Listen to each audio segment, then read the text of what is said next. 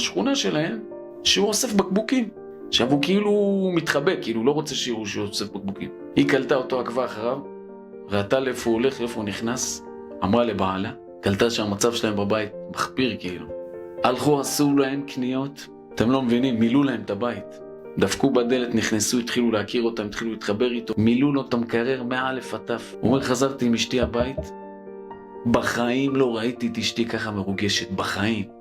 וקניתי לה טפסמים, שנל, בנל, עם דולצ'ה גוואנה, ואני יודע, רלף פלור, לא יודע מה כל הדברים האלה.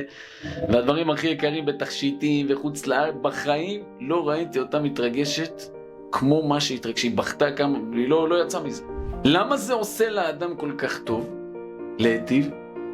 זה משהו שטבוע בתוך האדם עמוק עמוק. וברגע שהוא מגיע למימוש, זה אושר עילאי שאין כדוגמתו.